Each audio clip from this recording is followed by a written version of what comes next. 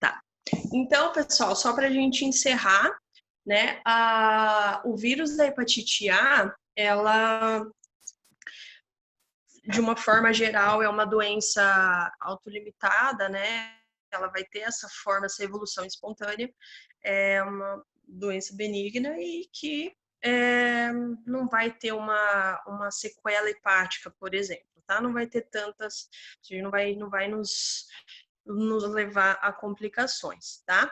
Agora, vamos falar sobre o vírus da hepatite B, tá? O vírus da hepatite B, ele pertence à família hepatinavirus, tá? São envelopados, tá? Também apresenta um capsídeo com formato icosaédrico, né? Isso daí é mais coisinhas para as provas, né? Que vocês vão ir anotando, tá? Eles são envelopados, apresentam um diâmetro de aproximadamente 42 nanômetros e, pessoal, o material genético aqui deles são de DNA, tá? Na verdade, aqui dentre os vírus da hepatite, né, das hepatites, é o único que vai apresentar um material genético de DNA, tá? O restante será RNA. Agora. Simples ou dupla, doutor? Oi? Simples. Agora, o vírus da hepatite B, eles apresentam marcadores sorológicos. Na verdade, são 6, tá? O que eu quero que vamos com calma. É uma questão que, para esse momento da prova de vocês, não vai ser necessário, tá? A gente vai orientar, porque vocês daqui a pouco vão fazer as provas e tudo mais. Então, como eu prometi, eu vou estar direcionando bastante vocês, tá? Então, a gente vai desenvolver, até mesmo pela questão de tempo, que a gente sabe que é um pouco mais corrido, tá? Então, a gente desenvolve numa outra aula esses marcadores, tá? Que, na verdade, eles são, claro que eles são importantes, mas eles são mais para a prova de revalida, tá? Então, a gente tem tempo de desenvolver isso, né, com calma numa próxima aula. Agora, eu vou falar sobre um só. Sobre um, pessoal, que quando ele está presente no organismo, ele ele tem um pior prognóstico, tá? Então, isso até mesmo pode até ser uma prova de revalida, por exemplo, né? Às vezes podem perguntar lá, qual é o antígeno que, quando está presente, né, no organismo do indivíduo, tem ou leva a um pior prognóstico, tá? Que é o que nós denominamos como AGHBE, que é um antígeno ou um marcador de replicação. AG a gente fala, né, de antígeno, HBE, tá? São todas, a maioria vão ser assim. AG, HBS, por exemplo, entendeu? Então, isso a gente vai detalhar com calma numa próxima aula, num próximo vídeo, tá? O nosso foco agora são a direcionar para a prova de vocês, tá? Então, enfim, quando ele está presente no organismo, ele pode ser, né, considerado como um pior prognóstico, tá? Beleza, enfim. Agora, pessoal, como vai acontecer aqui a transmissão do vírus da hepatite B? Não vai ser lá como, né, o vírus da hepatite A, tá? Aqui vai ser toda vez que esse paciente, né, esse indivíduo for exposto a sangue e fluidos, né, e fluidos corporais que contenha o vírus, né, que contém essas partículas virais, tá? Então, de uma forma mais simples, como pode ser sangue, secreção vaginal, saliva, tá? Esperma, tá? Então, são, né, esses fluidos ali que podem estar, esse vírus, essas partículas virais podem estar presentes e esse paciente pode vir a se contaminar. De uma forma mais simplificada ainda, como pode acontecer essa transmissão através de relação sexual desprotegida, tá? Beijo, Pode acontecer, desde quando a pessoa apresente uma ferida, por exemplo, uma lesão ali na boca, que aí torne uma porta de entrada, tá? Não é que o paciente que é portador, por exemplo, né, do vírus hepatite B vai, beija outra pessoa que não tenha nenhum ferimento na boca, vai. Não é assim. É somente quando existir uma porta de entrada ali, quando existir uma lesão, uma ferida, tá? Então, isso pode acontecer porque a saliva pode estar contaminada. Além disso, compartilhamento, por exemplo, né, troca ali de agulhas, seringas contaminadas, né, algumas vezes, ou a gente pode, por exemplo, em casos de, até mesmo não só por usuários, por exemplo, né, que às vezes fazem de forma injetável, né, às vezes troca ali, compartilha a seringa e tudo mais, e está contaminada, né, e faz ali o contato direto, mas sei lá, às vezes por a agulha que está contaminada ali, você vai, se fura, por exemplo, né, pode acontecer também. Por materiais, né, pérfuro-cortantes, equipamentos pérfuro-cortantes, agulha, como falei, tesoura, alicate, né, vamos supor, o paciente vai para fazer, por exemplo, tatuagem ou colocar piercing. Não significa, atenção, não significa que a pessoa não vai poder fazer uma tatuagem, ou enfim, não é isso. Significa que se esses equipamentos não estiverem esterilizados, né, aí sim o paciente tem uma alta probabilidade de ser contaminado, tá? Então, é isso. Se não estiver esterilizados, obviamente o paciente, se já passou por alguém que apresente o vírus, obviamente a pessoa é muito mais suscetível a contrair, né? Só ferver esses equipamentos, um alicate de unha, por exemplo, ou sei lá, uma agulha, não resolve. Só ferver não resolve, porque o vírus ele pode estar ele pode permanecer, por exemplo, numa gota de sangue seca, por exemplo, por até 7 dias, tá? Então, precisa ser feita toda uma esterilização, né, em autoclave, que a gente fala, que é mais específico ali, tá? Então, só ferver não adianta, não funciona, tá? Mas, claro, isso você sempre vai, assim, a gente sempre tem o conhecimento de qual local vocês vão, né, vocês vão frequentar para fazer determinados procedimentos, tá? Além disso, além desses itens, pode passar por via vertical, então a mãe pode passar para o feto, né, para o bebê, tá? Como que pode acontecer também, pessoal? Pode acontecer a contaminação através da amamentação. Calma, não é que, ou seja, essa transmissão pela amamentação é muito baixa, é mínima, tá? E pode acontecer quando a mãe é portadora, né? Quando existir rachaduras no mamilo, tá? Então, quando a gente, por exemplo, investiga a mãe, vamos supor que a mãe, né, tem o vírus, né, e tudo mais, e aí quando acontece na hora de amamentar, a gente observa que tem rachaduras no mamilo, obviamente isso pode, né, vir a transmitir para esse bebê, tá? Mas assim, o índice é mínimo, só para saber que existe, tá? Então, de mãe, né, para o bebê, para o feto. E, pessoal, esse recém-nascido, né, vamos supor, essa mãe teve, né, tem o vírus, passou ali para o recém-nascido, esse recém-nascido já é um portador crônico, tá? Ele já é um paciente crônico, tá? E ele tem uma grande probabilidade, ou seja, ele tem um risco maior, tá? Ele tem um risco maior de desenvolver futuramente um hepatocarcinoma, tá? Mesmo sem ele ter, por exemplo, desenvolvido uma cirrose hepática.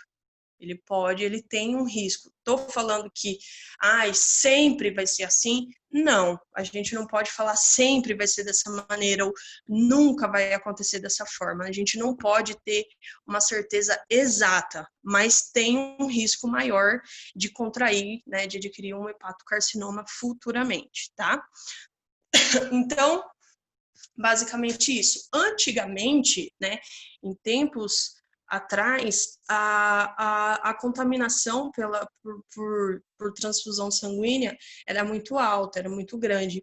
Hoje em dia é praticamente zero, tá? Porque quando for existir essa questão de transfusão, geralmente são feitos testes bem rigorosos, vamos assim dizer, para poder não ter nenhum inconveniente, tá? Então, é basicamente dessa forma que pode acontecer a transmissão do vírus da hepatite B, tá? Isso é importante saber. Agora, uma vez que o paciente desenvolveu, que o paciente adquiriu esse vírus de alguma dessas formas, por alguma dessas formas, dessa maneira, né, ele também vai se replicar nos hepatócitos, tá? E aí ele cai na corrente sanguínea e pode se disseminar, tá? Então, aqui no vírus da hepatite B, a gente memoriza que a replicação, ela também vai acontecer nos hepatócitos, mas aí ela já vai ser disseminada pela corrente sanguínea, tá? Tudo bem até aí?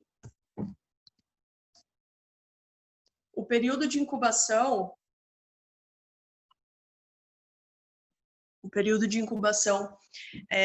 desse paciente, né, portadores do vírus da hepatite B pode ser de entre 30 dias mas pode chegar até 180 dias, tá?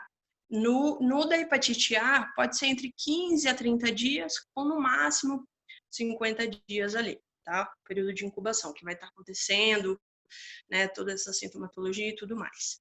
Bom, pessoal, agora falando sobre a clínica do vírus da hepatite B, tá? Aqui, a gente pode dividir em fase aguda e fase crônica, tá? Perdão. A minha fase aguda, tá? A minha fase aguda geralmente serão aqueles sintomas também um pouco mais inespecíficos. O paciente pode apresentar febre, a cefaleia,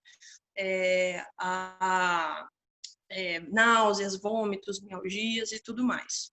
Basicamente isso daí, tá? Na minha fase crônica, o paciente é praticamente assintomático, tá? Agora,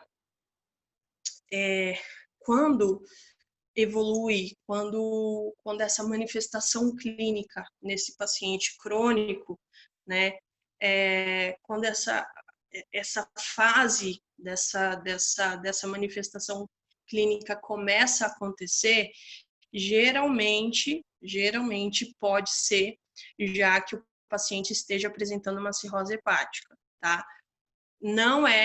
Não significa que todo paciente com hepatite B numa fase crônica, né, seja, por ele estar assintomático, ele sempre vai evoluir para uma cirrose hepática. Não é isso, mas que quando isso se agrava, quando essas manifestações clínicas se agravam, geralmente pode cursar com uma cirrose hepática, tá? Que é tudo aquilo que a gente havia comentado anteriormente, né? A icterícia, a dor abdominal, a retenção de líquidos, o paciente ele vai estar bem inchado, né?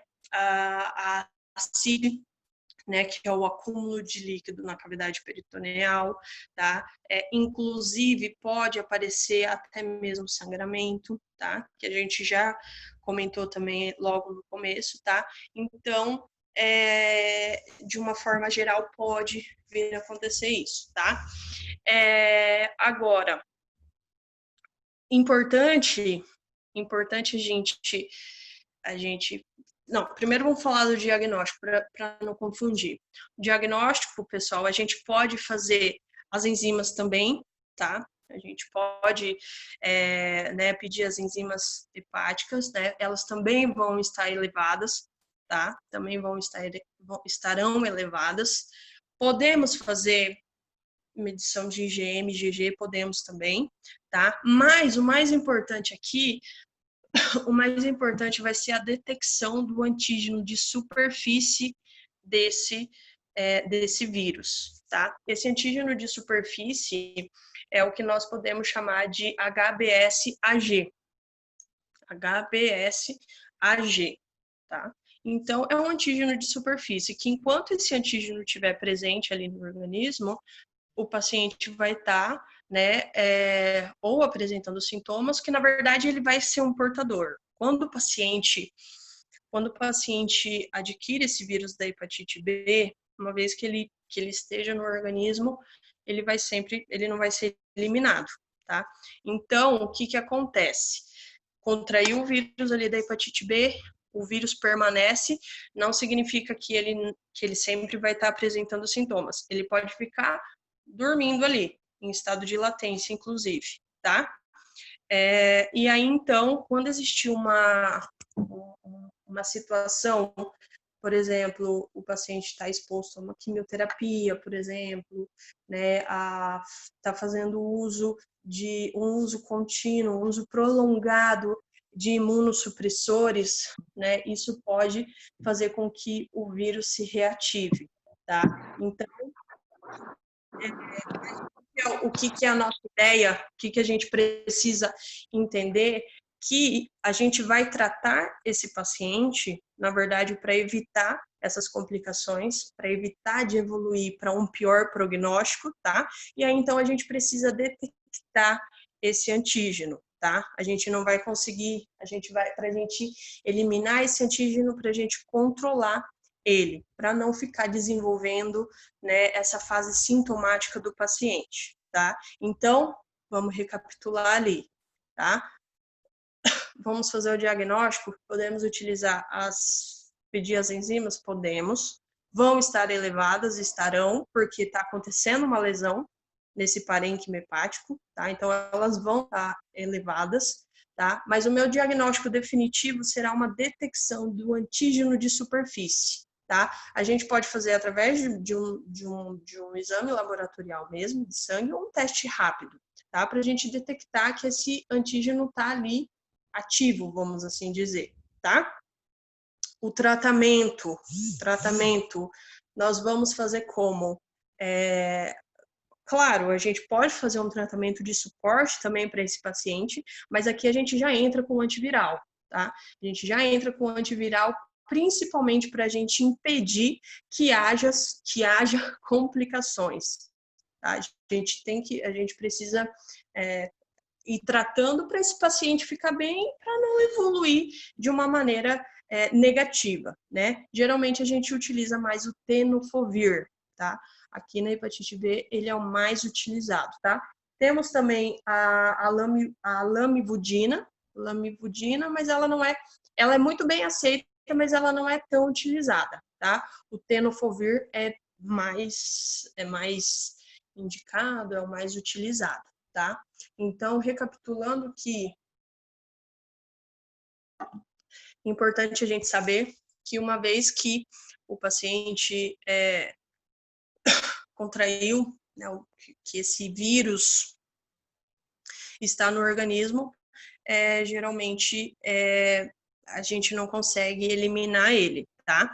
Mas a gente consegue, o paciente consegue viver bem, tá? Não é uma questão que tem o vírus da hepatite B e, meu Deus, né? Não, entende? O paciente consegue evoluir bem e tudo mais, o vírus fica ali, pode ficar em estado de latência, porém, quando existir alguma situação, né, que favoreça, né, essa questão, por exemplo, né, de queda de imunidade e tudo mais, esse vírus pode voltar a se reativar, tá? E aí, então, a gente utiliza mais o tenofovir. Agora, a nossa prevenção, né, orientar o paciente a utilizar preservativos, né, ter todos esses cuidados com esses materiais perfurocortantes e tudo mais, né? Mas aqui, vocês sempre vão fazer essas indicações, né? Orientar essas medidas preventivas para o paciente. Mas o mais importante aqui é que nós teremos a vacinação, né? Nesse caso aqui será em 3 doses, tá? Hepatite B, 3 doses. A primeira é logo quando o bebê ali recém-nascido, na maternidade, pode ser depois aos 2 meses e depois aos 6 meses, tá? 3 doses. Agora, vamos supor, as crianças que não foram vacinadas, crianças um pouquinho maiores, adolescentes ou adultos, né, que não tiveram essa vacinação aí logo quando bebê, né, eles podem ser vacinados também, tá? E serão feitas 3 doses também, tá? Com intervalo de 1 ou 2 meses, tá? Então, de uma maneira específica, vamos assim dizer, né, a vacina ela precisa acontecer, né, logo quando, né, o bebê ainda está ali na maternidade, se faz, depois vai ser feita a segunda dose quando atingir os 2 meses, depois quando atingir 6 meses. Se isso não aconteceu, não tem problema. A criança vai tendo um pouquinho mais de idade, ou, como eu disse, adolescentes ou adultos que não foram vacinados, vão receber as 3 doses, tá? Vão ser imunizados com as 3 doses, com um intervalo de uma vacina para outra, de 1 mês ou 2 meses, tá? Lá na hepatite A são 2 doses, né? Que nós falamos. Aí, pessoal, por exemplo, vamos supor que a gente tenha paciente que esteja,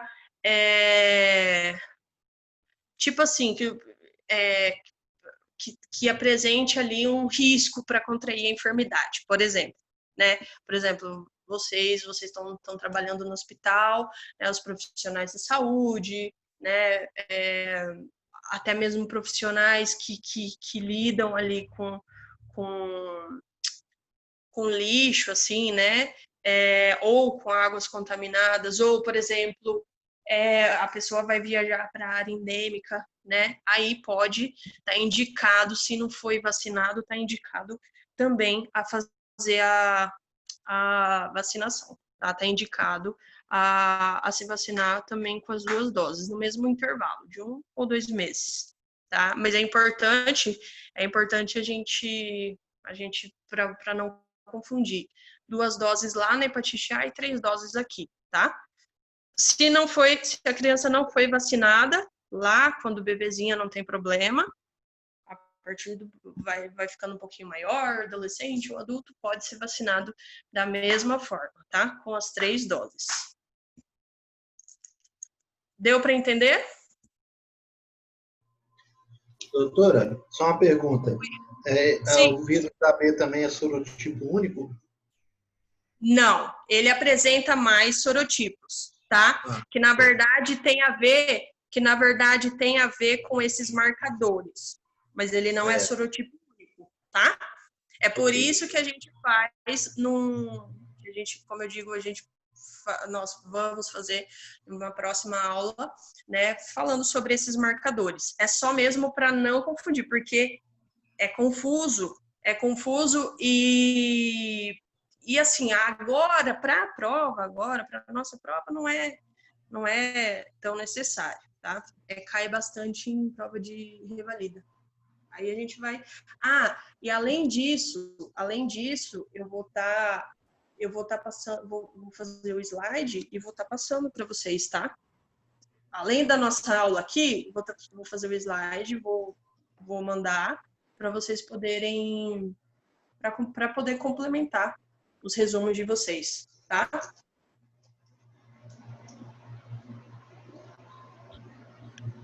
Foi? Mais alguma dúvida? Deu para entender bacana? Como eu falei nas nossas próximas aulas, a gente vai estar desenvolvendo os outros, tá? Eu acho mais fácil não só pela questão do tempo, né? Como vocês sabem que eu faço nesse horário, que é no horário de almoço. Mas, porque, tipo, se a gente joga os 5 tipos aqui, é muito confuso. Então, a gente vai de 2 em 2, vai com calma. Esses 2, no momento, vão ser o que a gente vai cobrar para a prova. Talvez a gente jogue ali o vírus da hepatite C, tá? A gente vai vendo como a gente vai fazer. Foi então, pessoal? Nenhuma dúvida mais?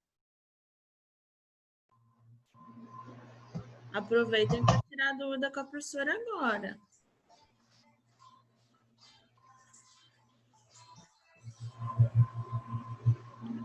Vai ser... Você explicou, né? Aquela vez eu confundi vocês, vai ser uma prova só. Uma prova só parcial. Falando na prova parcial, nós vamos ter algumas Lá vem. Tipo assim, um questionário do que vai cair na prova. A prova. Ai, essa foi boa, hein? É brincadeira. Não, aí é pedir demais. Um aulão, professor. É mais um aulão. Não, mas a gente faz. Exatamente, a gente faz